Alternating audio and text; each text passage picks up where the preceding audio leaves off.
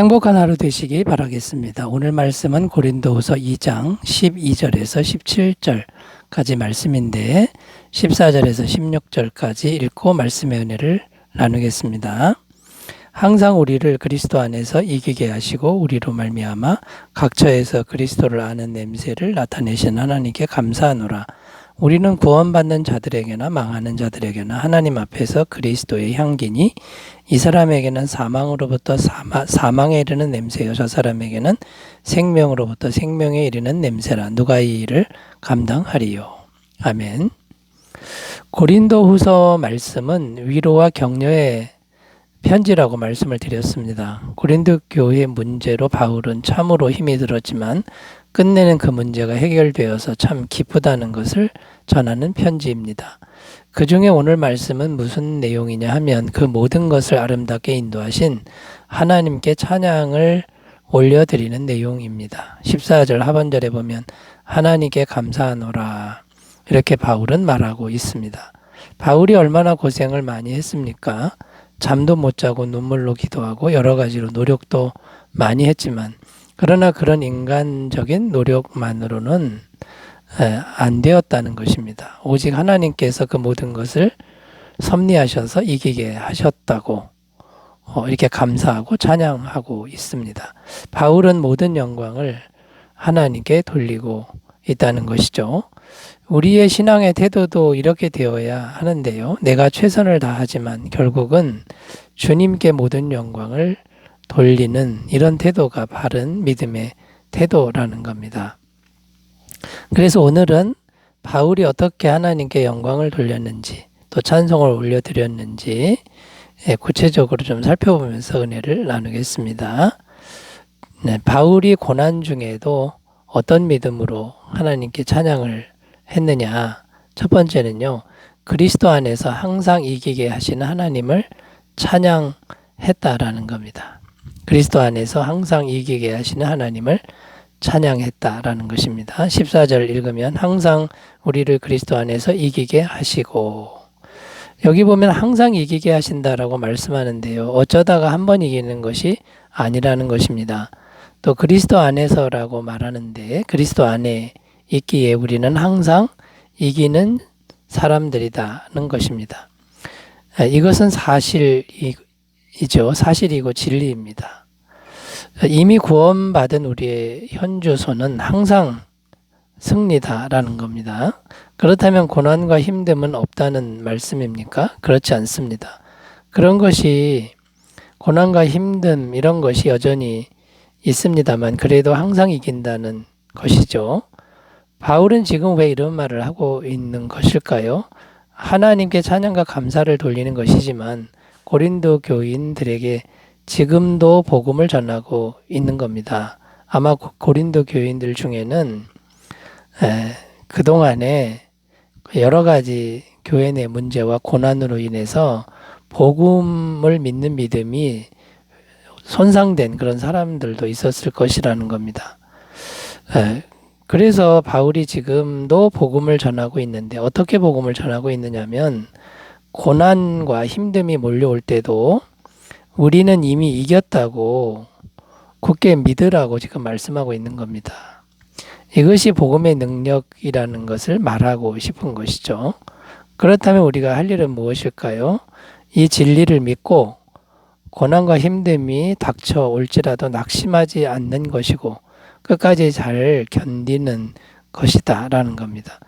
중간에 스스로 포기하지만 않으면 우리는 반드시 이긴다. 이것을 믿으라는 겁니다. 어떻게 이게 가능합니까? 그것은 그리스도께서 이미 완전한 승리를 하셨기 때문입니다.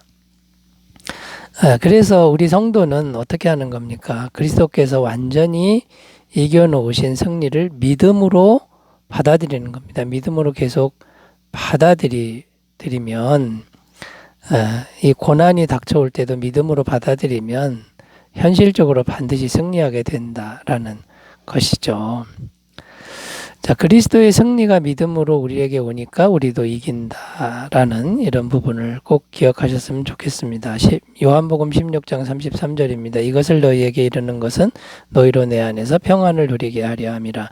세상에서는 너희가 환난을 당하나 담대하라. 내가 세상을 이기었노라. 우리 주님의 승리의 선포입니다. 또 요한일서 5장 4절입니다. 무릇 하나님께로부터 난 자마다 세상을 이기느니라. 세상을 이기는 승리는 이것이니 우리의 믿음이니라. 그러니까 믿음을 통해서 세상을 이기신 우리 주님의 승리가 우리에게 그대로 전가되는 이 진리를 굳게 믿고 현실에서 잘 인내하시기를 바라겠습니다. 자, 두 번째로 가보겠습니다. 고난 중에도 우리는 어떤 믿음으로 찬양할 수 있을까요? 두 번째는요. 고난을 통해 우리를 그리스도의 향기가 되게 하신 하나님을 찬양할 수 있다는 겁니다. 고난을 통해 우리를 그리스도의 향기가 되게 하신 하나님을 찬양할 수 있다라는 것이죠. 14절 읽습니다. 우리로 말미암아 각 처에서 그리스도를 아는 냄새를 나타내시는 하나님께 감사하노라. 여기 보면 냄새라는 단어를 사용하고 있는데 이 냄새 라는 말과 또 15절에는 그리스도의 향기 이런 말로 표현하고 있습니다. 성도인 우리에게서 그리스도의 냄새, 그리스도의 향기가 난다는 말씀입니다. 자, 이것은 어떤 향기, 어떤 냄새일까요? 첫 번째는 승리의 향기다라는 겁니다. 이 구절은 당시 로마 군대가 행하던 풍습과 관련이 있는데요. 당시 로마 군대가 전쟁에서 승리하고 돌아오면 행진을 했습니다. 카피톨리누스라는 산에 있는 주피터 신전까지 행진을 했습니다.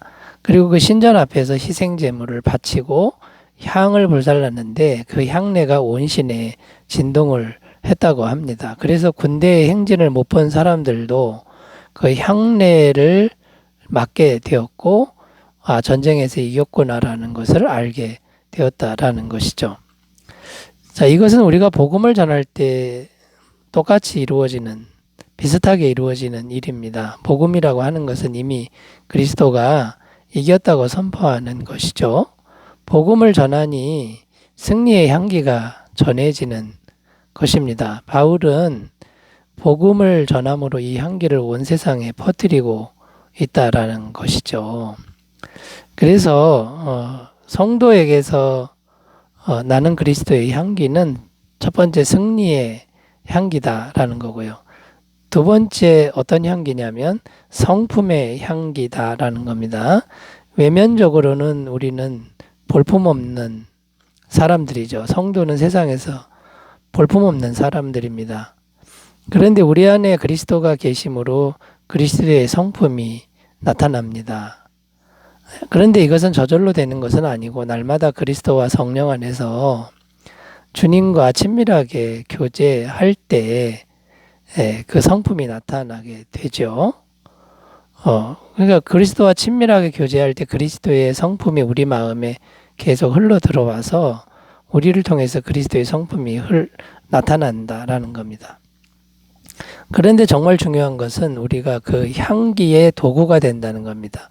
우리를 통해 그리스도의 향기가 우리를 통해 흘러나가서 전파된다는 것인데요. 그런데 고난과 아픔이 반드시 있어야 된다라는 겁니다.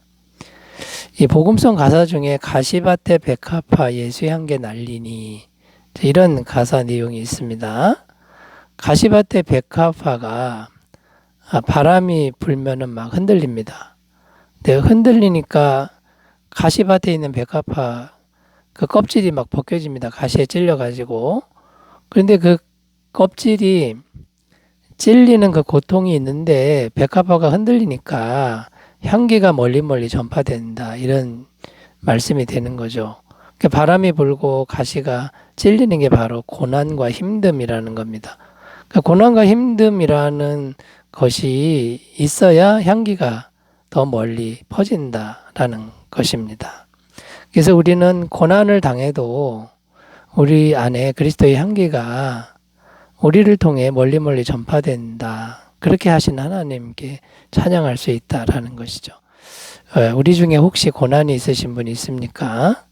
그 고난 때문에 나를 통해 그리스도의 향기가 전파된다고 한다면 우리는 언제든 찬양할 수 있다라는 것이죠. 이런 찬양으로 승리하시기 바라겠습니다. 세 번째로 가보겠습니다. 고난 중에도 어떤 믿음으로 찬양할 수 있을까요? 세 번째는 고난 중에도 복음의 말씀으로 승리하게 하신 하나님을 찬양할 수 있다라는 것입니다.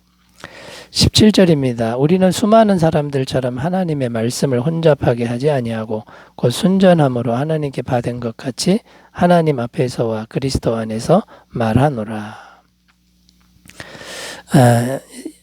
이제 고난 중에 찬양할 수 있는 근거 세 번째 주제는 하나님의 말씀에 대한 찬양입니다. 한마디로 바울은 말씀에 대해서 정말 순전하게 반응했다는 것입니다. 여기서 말씀은 어떤 말씀이냐면 복음의 말씀을 의미합니다. 17절 우리가 읽었는데 말씀을 혼잡하게 하지 아니하고 이렇게 표현하고 있는데요. 혼잡하게 하다의 헬라어는 카펠류오라는 단어입니다. 이것은 행상인의 의미가 있는데 광주리에 과일을 담는데 위에는 좋은 과일을 밑에는 썩은 것을 담는 이제 장사꾼의 모습을 말하는 겁니다. 그러니까 장사꾼이 속이는 거죠. 위에는 좋은 과일 밑에는 썩은 걸 두고서 전체가 좋은 것처럼 속이는 거고요. 또 장사꾼이 물건을 어떻게든 팔기 위해 과대선전을 하는 행위가 바로 아펠류입니다. 또 어떤 의미가 있냐면 포도주에 물을 섞는다는 의미도 있습니다. 요약하면 돈을 위해 섞어서 혼합하는 것, 속이는 것, 여기에 관련된 모든 행위를 의미합니다. 그 당시 거짓 교사들은 말씀으로 장사를 했습니다. 그러니까 말씀을 전하는 목적이 돈을 벌기 위해서였다라는 거죠. 이게 거짓 교사들이 하는 모습이었습니다. 그렇게 되면 말씀이라는 것이 돈을 위한 도구로, 돈을 벌기 위한 도구로 전락을 하게 됩니다. 변질이 된 거죠. 그런데 바울은 순전함으로 말했다고 하는데 이 단어는 에일리 크리네이아스라는 헬라어인데 에일리는 태양빛의 의미고 크리네이아스는 판단하다 이런 의미입니다. 그러니까 태양의 순수한 빛 앞에서 판단해도 깨끗한 상태를 의미합니다. 그러니까 무슨 말입니까? 바울은 항상 복음을 하나님 보시기에 깨끗한 마음으로 순전하게 전했다는 겁니다. 그런데 이렇게 한 것이 승리하는 능력이 되었다고 고백합니다. 왜 그런 것입니까? 말씀이 곧 하나님이시기 때문인 거죠. 여러분, 모든 인생의 문제는 무엇입니까? 말씀에 대한 순전함을 상실하고 자꾸만 다른 것으로 섞는 데 있다는 것이죠. 그래서 우리는 고난 중에도 복음의 말씀을 순전하게 붙들기만 하면 얼마든지 하나님의 능력으로 승리할 수 있다. 이 믿음으로 항상 찬송하시기를 바라겠습니다. 기도합니다. 하나님 아버지, 우리 모두가 고난 중에도 찬양하는 승리자가 되게 하옵소서. 예수님의 이름으로 기도드립니다. 아멘. 기쁜 하루 되시기 바라겠습니다. 감사합니다.